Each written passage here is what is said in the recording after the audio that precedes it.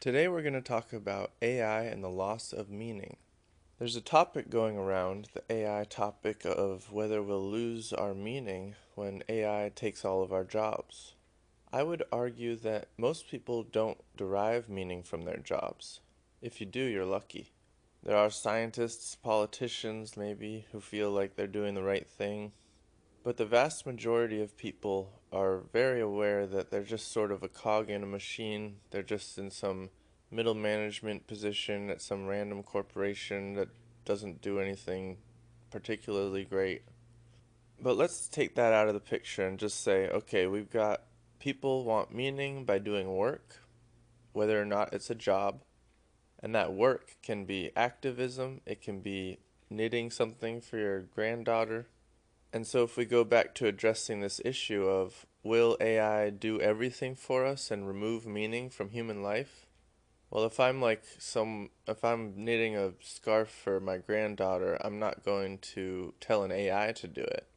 And I wouldn't have to. If AI is doing everything, I would have all the time in the world to knit the scarf. So, what I'm saying is there's a meaning in giving to each other and creating for each other that is only replaced within the capitalist concept.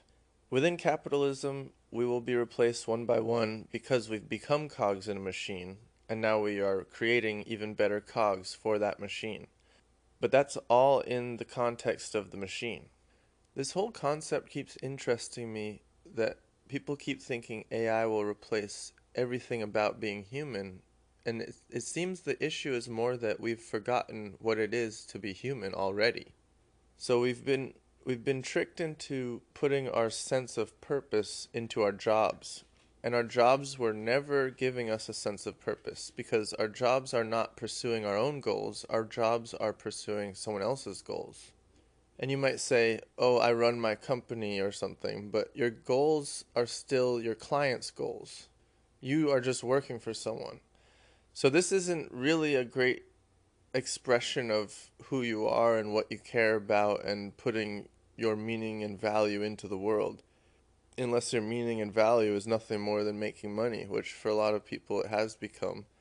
But that's a product of the desperation from a desperate situation that we're in, where we feel like we have to make money and we'll die without it, so we have to kind of justify to ourselves this entire worldview. And this is what spawns like hustle culture and, people who are on the brink of a nervous breakdown who are posting videos about how you just have to work harder and faster, and they're like taking Adderall and stuff, and they think that that's like hacking your system or something. What's interesting about the idea of meaning being stolen is that we have to ask what meaning is to ask that question. If it's meaningful to make a gift for someone, there's no reason you can't still do that now. But if you want to single-handedly be the person who makes the invention that solves climate change, and you've been working on it for years, and then all of a sudden a super AI machine comes out with an invention similar or better maybe than yours, that would be very depleting for the inventor to realize like every time they're about to invent some new great thing, it's already been invented. And this is something artists are already going through, realizing that, you know, well, they're feeling their art can still be better than the generated art from the AI, but it's not being valued as better since the value system of our entire world is broken, and what we value is what makes money. So if I can click a button and then have a picture, and I'm trying to make money with that picture, there's no way I should spend lots of time and energy paying someone, talking to someone, trying to get that picture made when I could just click the button and the picture's out there. I think this is highlighting a difference in the value system between capitalism and humans, more than it's highlighting something about how AI will destroy the world. Because I see the same thing already has happened in so many ways. Like, if someone's if basically any type of craftsmanship has been replaced by shoddy, shitty, cheap work throughout all of society. And unless you're super rich, you can't afford the craftsmanship because just like it would be with the image generation, yeah, if I want to pay $1,000 to a famous artist to make a really great painting, I could do that.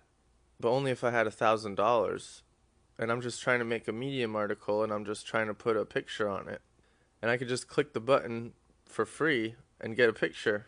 So what I'm trying to show is that AI is not what's going to devalue humanity. Humans did that already.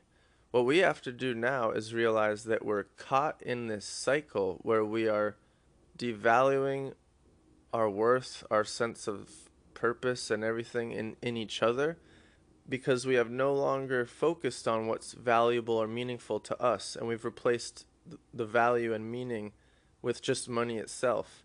And then we kind of try to weave in superficial values inside that system, but ultimately money is more and more important every year as the rich get richer, the poor get poorer.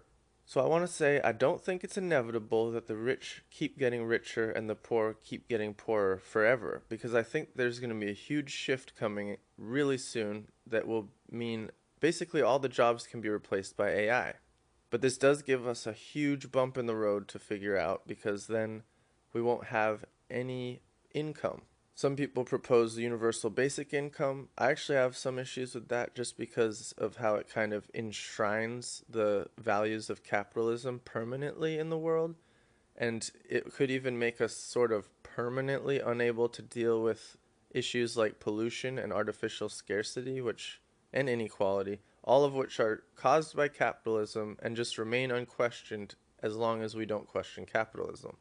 So I just want to put this in this perspective of like, we're kind of doing this to ourselves. Like if my grandma knits me a sweater and gives it to me, I should be very grateful that she put that time and energy into it and that this fits just right.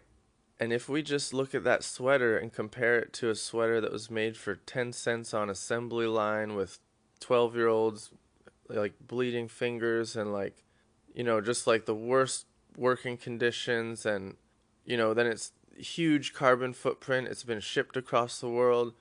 If we just look at those two sweaters and we're like, I like this one better, and you just don't like your grandma's sweater, then it's not AI that's devaluing humans. It's humans that are doing that. And maybe more specifically, the brainwashing of advertising, if you do want to put any onus anywhere. But it doesn't matter whose fault it is. It does come back to all of us individually having to unbrainwash ourselves now. Because if we want to make it into a world that has, a good quality of life and AI doing everything for us, we have to end capitalism right now. And that's what we have to do, like really fast.